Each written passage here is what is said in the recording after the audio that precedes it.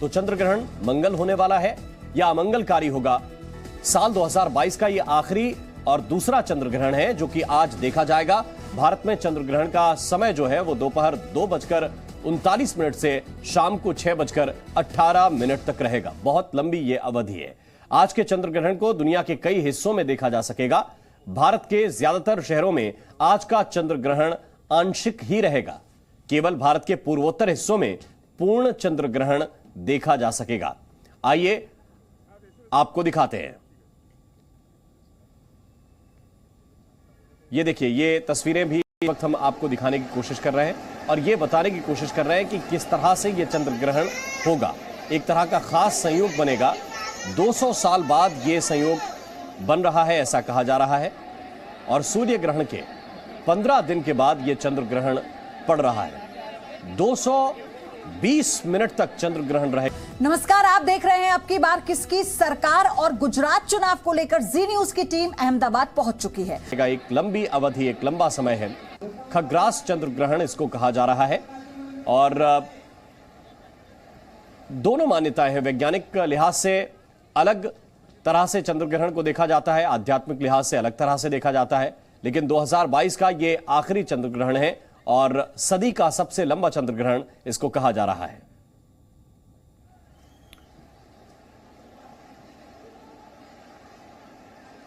और आपके शहर में चंद्र ग्रहण कब देखा जा सकता है ये हम आपको विस्तार से बताते हैं। आपके शहर के मुताबिक, जैसे आप अगर दिल्ली के रहने वाले हैं तो दिल्ली में 5:28 से ये चंद्र ग्रहण देखा जा सकता है। नोएडा में 5:30 से, अमृतसर में 5:32 से, लखनऊ में 5:16 से ही देख सकते हैं।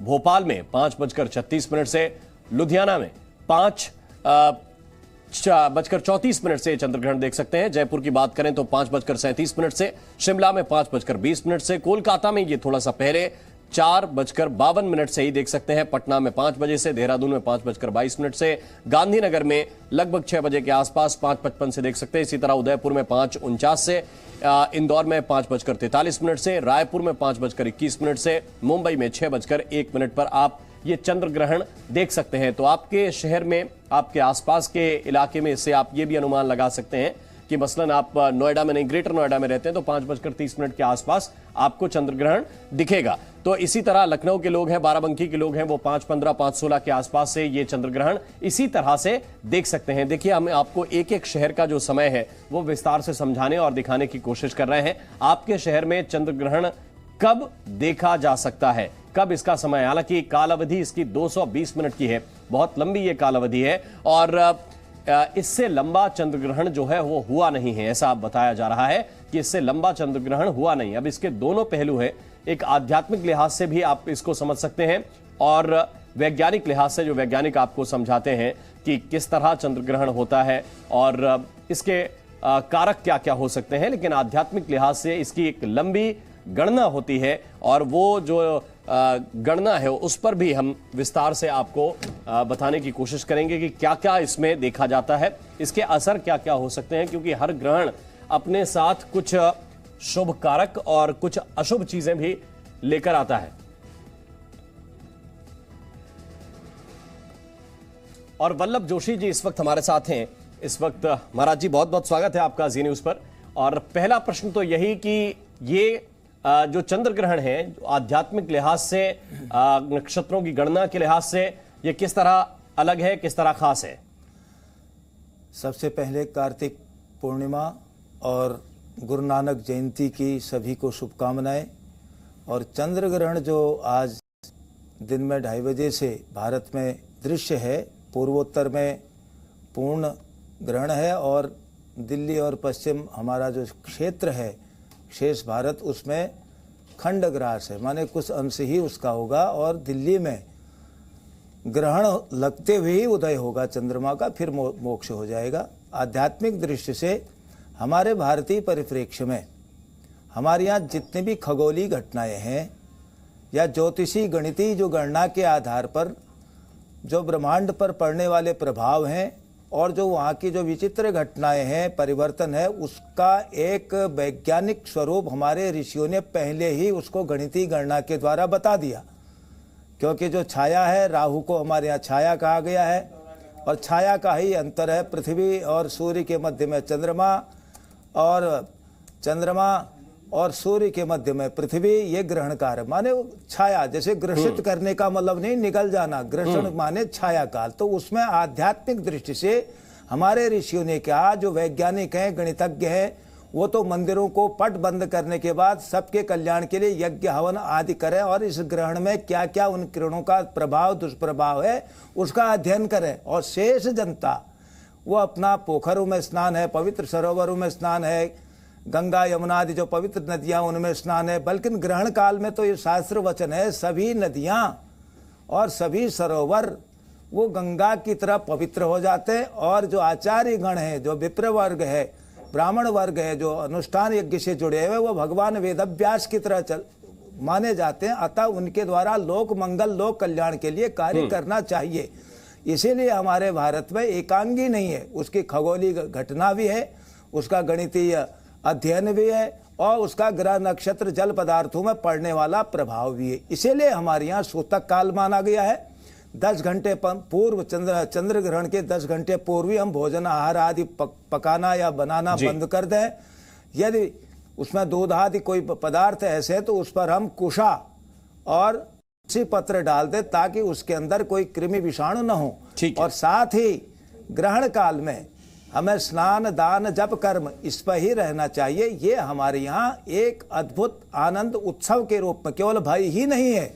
आजकल लोग अनेक चैनलों में देखता बोले भयभीत कर दिया आचार्य ने, भय नहीं किया, भय भी है। आप देखिए, अगर हम कानून का भय नहीं करेंगे व्यक्ति अपराधी हो जाएगा। रवि कुमार इसीलिए हम धर्म अनुसार चलें। और कीर्ति जैन जी भी जुड़ गई हैं। बहुत बहुत स्वागत है आप दोनों का भी। रवि कुमार गुप्ता जी, पहला प्रश्न आपसे, इसको किस नजरिए से देखा जाए? विज्ञान किस तरह से इसका व्याख्यान करेगा, एक्सप्लेन करेगा? देखिए, हमारा जो पृथ्वी का जो चारों चंद्रमा, ठीक है, और पृथ्वी सूर्य के चारों चंद्र चक्कर काटती, इन दोनों की जो प्लेन है, प्लेन ऑफ रोटेशन, ये थोड़ा इंक्लाइन। जब भी कभी चंद्रमा पृथ्वी और सूर्य के बीच में आता है तो हमें अमावस्या होती है, जो हर 15 दिन के बाद आती है।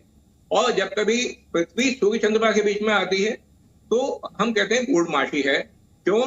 क्योंकि चंद्रमा का जो इल्यूमिनेटेड पोर्शन है, प्रकाशवान, चंद्रमा का अपना प्रकाश कोई नहीं है, वह सूर्य के प्रकाश से प्रकाशित होता है। तो हमें जब चंद्रमा का प्रकाशवान हिस्सा पूरा दिखाई देगा होता है, हम कहते हैं पूर्णमासी। और पूरा क्यों देख पाते हैं? क्योंकि दोनों प्लेन इंक्लाइंड है जी। लेकिन यहाँ पे ये दोनों प्लेन काटते हैं, उसको हम नोड्स कहते हैं। एस्ट्रोलॉजी में, जैसे अभी पंडित जी ने बताया, ज्योतिष शास्त्र में इनको राहु केतु का नाम दिया गया है। हम इनको नोड की तरह मानते हैं, यानी कि जहां पे दोनों जो एक सर्किल हैं वो एक दूसरे को काटते हैं।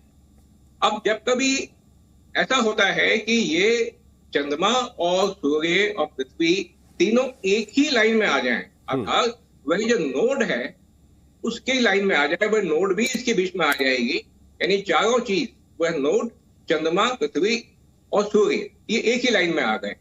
अब क्या होगा कि अगर जैसे आज हो रहा है चंद्र ग्रहण है, तो पृथ्वी की जो शेडो है वो चंद्रमा पे पूरी तरह से चंद्रमा को ढक रही।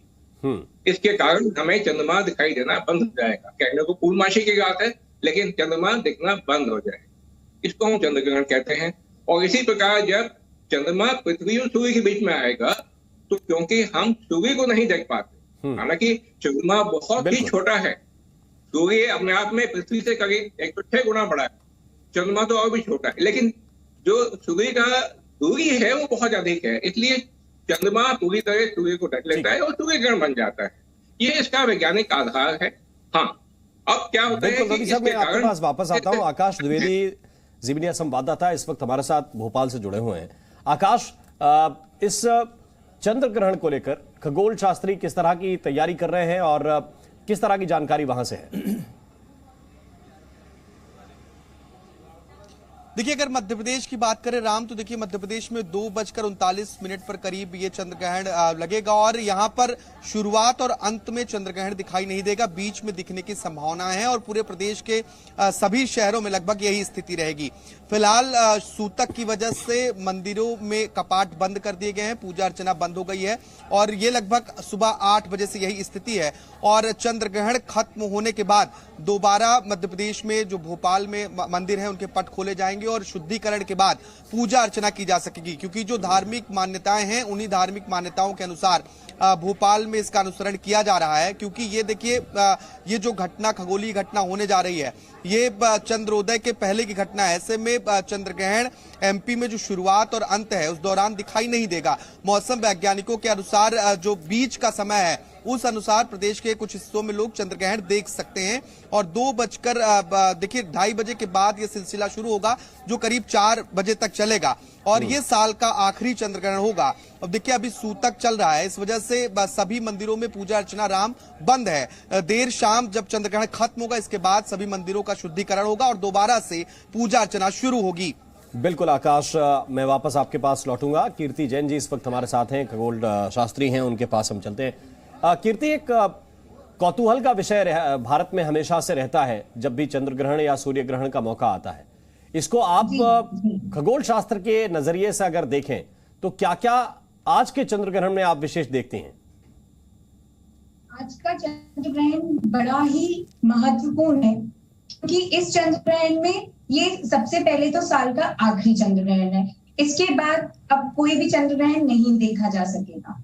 तो इसे देखने वालों में खास करके जो खगोल शास्त्री हैं, एस्ट्रोनॉमर्स हैं, उनमें काफी ज्यादा क्यूरियोसिटी है और वो इसे देखेंगे भी। दूसरी चीज, पूरा चंद्र ग्रहण होने वाला है क्योंकि जो पृथ्वी है, जो अर्थ है, वो उसकी शैडो मून पे पड़ेगी, जिसकी वजह से हमें मून नहीं दिखेगा, पूरा चंद्र ग्रहण दिखेगा। इसको देखने के लिए सभी बहुत ज्यादा उत्सुक हैं और ये एक रेड ब्लड मून की तरह भी दिखेगा। इसलिए ये वाला जो चंद्र ग्रहण है ये काफी ज्यादा इम्पोर्टेंट है और काफी ज्यादा लोगों में उत्सुकता है इसे देखने। बिल्कुल, यकीनी तौर पर लोगों में उत्सुकता है, लेकिन फिर मैं महाराज जी आपके पास आऊंगा और एक बात ये जरूर समझना चाहता हूं कि एक विज्ञान में, जैसे रवि सर इसको समझा रहे थे, वो एक वैज्ञानिक तरीका है जो बच्चों को बचपन से किताब में पढ़ाया जाता है कि क्या तरीका होता है सूर्य ग्रहण और चंद्र ग्रहण का और क्यों ये जो छाया पड़ती है इसको हम वैज्ञानिक नजरिए से देखते हैं। लेकिन शास्त्रों के मुताबिक, चाहे मंदिरों की बात हो, चाहे दूसरी जगहों की बात हो, यहां तक कि आम लोग अब भी अपने घरों पर जो आप लोग बताते हैं उसका पालन ज्यादा करते हैं। तो इसके इम्पैक्ट इस बार क्या क्या होने वाले हैं? देखिए, इसके इम्पैक्ट इस बार क्या है कि जो पिछला क्रम सदियों से चला आ रहा है, जैसे अभी आप बता रहे थे हमारे वैज्ञानिक और गणितज्ञ, ये वस्तुतः एक गणित का विषय है। ये खगोल हो चाहे ज्योतिर्विज्ञान हो, ज्योतिष माने ज्योति माने प्रकाश पुंजों के बारे में अध्ययन करना, ये गणित का विषय है और उसका जो सिद्धांत गणित है और उसके जो फलादेश जिसको हम बताते हैं, दुष्प्रभाव प्रभाव, उसको हम बताते हैं। अब आप देखिए, हमारे ऋषियों ने इसकी ग्रह गति की गणना करते हुए इसके प्रभाव को जरूर बताया है, लेकिन साथ में हमें यह भी बताया कि इस पर हमें वर्जनाएं भी रखनी चाहिए। जैसे मंदिरों के पट बंद होना, मैं उसका भी बता दूं। जैसे अभी हमारे वैज्ञानिक उसके अध्ययन में लगे होंगे, तो हमारे जो खगोल शास्त्री, जो हमारे गणित के, ज्योतिष के, उसमें भी हमारे खगोल शास्त्री हैं और उसमें भी अनेक अंग हैं ज्योतिष के, वो उसके अध्ययन में बैठेंगे। वहाँ उनके अंश कोण, कितने कोण पर, कितने अंश पर, पृथ्वी के किस भाग पर कहाँ इसका प्रभाव पड़ा है। अभी आप ये न समझिए कि अब हम केवल चैनलों में वहाँ पर वो अध्ययन करने वाले अध्ययन कर रहे हैं, वैज्ञानिक भी अध्ययन कर रहे हैं जहाँ, और फिर उसके प्रभावों के बारे में वो बता देते हैं। दूसरा, विज्ञान तो उसके प्रभाव को हो रहा है या नहीं हो रहा उस पर एक प्रकार की खोज करता है, खोज धीरे धीरे उसको उस सत्य तक ले जाती है।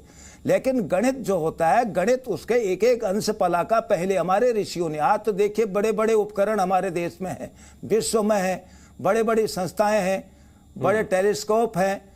पहले देखिए, बांस की नलकियों से रात रात जाग करके जिन्होंने ग्रहों की गतियों को बता करके आज तक हम जिस पर बहस कर रहे हैं, उन ऋषियों को, उन वैज्ञानिकों को, उन गणितज्ञों को, और उन्होंने साथ में समाज को जोड़ने के लिए भी कहा। आप आप दुष्प्रभाव है किरणों का, जैसे सूर्य की छाया पड़ गई, चंद्रमा की छाया पड़ गई, पृथ्वी की छाया पड़ गई, और उस छाया काल में जो ग्रह हमें शक्ति देता हो, सूर्य हमें शक्ति दे रहा है, चंद्रमा हमें शक्ति दे रहा है, चंद्रमा हमें औषधियों का हमारे यहाँ देवता कहा गया है, उस कालखंड में उनकी किरणों के न पड़ने के कारण जो प्रकृति में परिवर्तन होता है, उससे बचने के लिए एक और अध्ययन है और एक और उससे दूर करने के लिए, और एक इसके अंदर भारत में उपकार भावना भी, जो हमें आत्मा प्राण दे रहे हैं, अगर वो कष्ट में है उस समय हम उसके साथ, उसके कष्ट निवृत्ति के लिए हम उसके साथ लगे रहे, ये भी हमारे ज्योतिर्विज्ञों का एक ध्येय। डॉक्टर रवि कुमार गुप्ता साहब हैं हमारे साथ। डॉक्टर गुप्ता, लेकिन एक बात तो है कि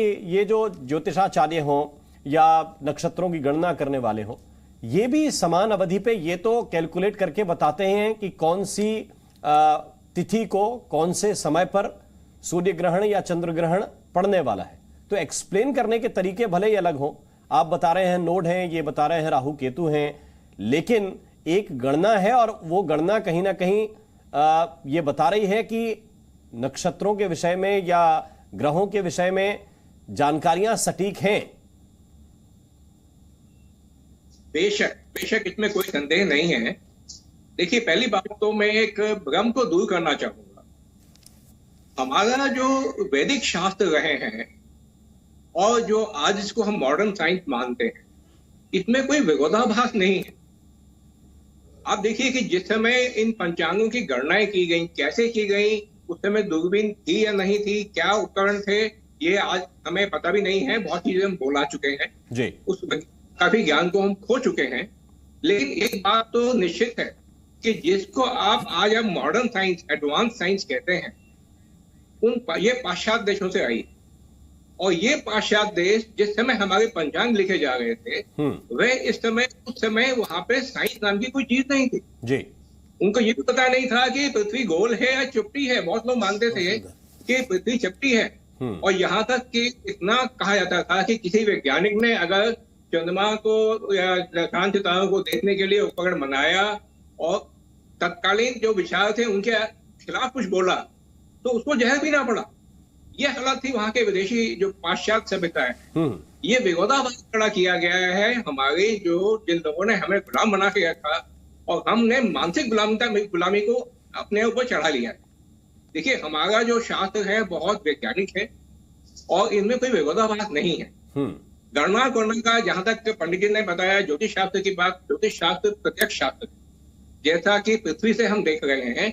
हमारे संस्कृत के श्लोक में कहा गया है कि हम मानते हैं कि हम अर्थ सेंट्रिक हैं, हमारे चारों तरफ सब कुछ घूम रहा है, लेकिन जो मूवमेंट है, जो जितना भी ये इनका ग्रहों का घूमना है, एक रिलेटिव है। आप चाहे अर्थ सन को सेंटर माने, चाहे अर्थ को सेंटर माने, मोशन रिलेटिव है। आप सब मानते हैं, इस बात को जानते हैं। दूसरी बात ये, हमने कभी ये नहीं कहा हमारे शास्त्रों में कि आप किसी बात को आंख बंद करके मान ली।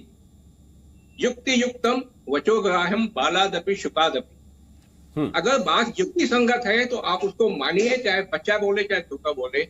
अयुक्तम अपि न ग्राह्यम साक्षात अपि बृहस्पति। साक्षात बृहस्पति भी कहें कि हाँ, ये बात कोई ऐसी लगे जो युक्ति संगत नहीं है तो मत मानिए। ये हमारे शास्त्र कहते हैं कि हर बात का वैज्ञानिक रूप से आप विश्लेषण कीजिए, उसको समझिए और फिर उसको अमल में लाइए।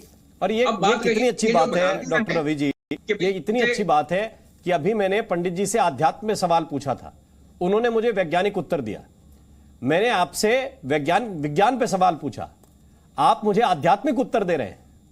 और ये कहीं ना कहीं बताता है कि एक दूसरे के पूरक बनने की अगर कोशिश करेंगे तो हो सकता है कि चर्चा में बहस ना हो, लेकिन सार्थक बातें निकलकर सामने आएंगी। और उसी सार्थकता की एक तरह से महत्ता है, और उसी पर फोकस भी करना चाहिए कि आप इस चंद्र ग्रहण के जरिए कुछ ऐसी बातें जान रहे हैं जो एक दूसरे की पूरक हैं और जिनको विरोधाभास के तौर पर खड़ा करने की कोशिश की गई। ये एक दूसरे के समानांतर चलने वाली चीजें हैं। मैं कृति जैन जी के पास चलता हूं। कृति जैन जी, केवल अच्छी तस्वीरें टेलीस्कोप से देखें, या कल बड़ी अच्छी अच्छी तस्वीरें अखबारों में भी छपेंगी, आएंगी, टीवी पे हम भी दिखाएंगे, ये यहां तक सीमित है या इसके पीछे एक लंबी वैज्ञानिक रिसर्च भी कहीं ना कहीं हर चंद्र ग्रहण या सूर्य ग्रहण के साथ चलती है?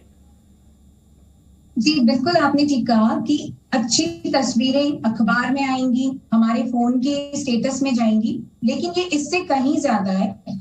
चंद्र ग्रहण या सूर्य ग्रहण के समय पे हम कई एक्सपेरिमेंट्स कर सकते हैं और इसके पीछे पूरी एक साइंटिफिक रीजन है कि किस तरह से एक पृथ्वी के आसपास चंद्रमा उसके चक्कर लगाता है, किस तरह से वो तीनों सूर्य, चंद्र एवं पृथ्वी ये तीनों एक समान लाइन पे आते हैं और जिसकी वजह से हमें ये ग्रहण देखने को मिलता है, या जिसकी वजह से पृथ्वी का जो परछाई है चंद्रमा की सरफेस पे पड़ती है, चंद्रमा की सतह पे पड़ती है।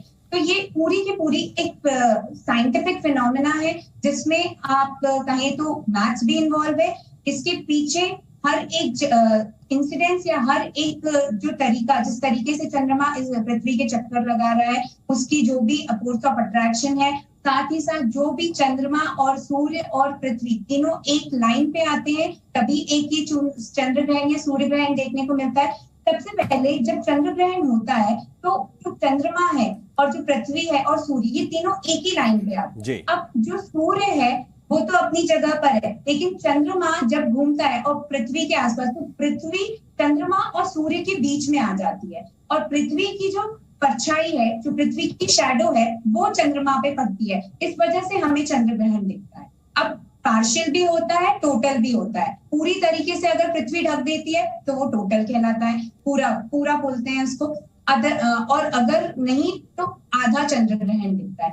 तो इसके पीछे पूरा का पूरा साइंटिफिक लॉजिक है, पूरी की पूरी वैज्ञानिक चीजें जुड़ी हुई हैं जिसमें हम कई रिसर्च करते हैं, हम कुछ एक्सपेरिमेंट्स भी करते हैं। और चंद्र ग्रहण तो आप बिना किसी चश्मे की, स्पेशल चश्मे के भी देख सकते हैं, लेकिन अगर आपको सूर्य ग्रहण देखना है तो उसके लिए आपको स्पेशल सोलर गॉगल्स की जरूरत पड़ती है ताकि आपकी आंखों को कोई नुकसान ना पहुंचे। नमस्कार, आप देख रहे हैं अब की बार किसकी सरकार, और गुजरात चुनाव को लेकर जी न्यूज की टीम अहमदाबाद पहुंच चुकी है।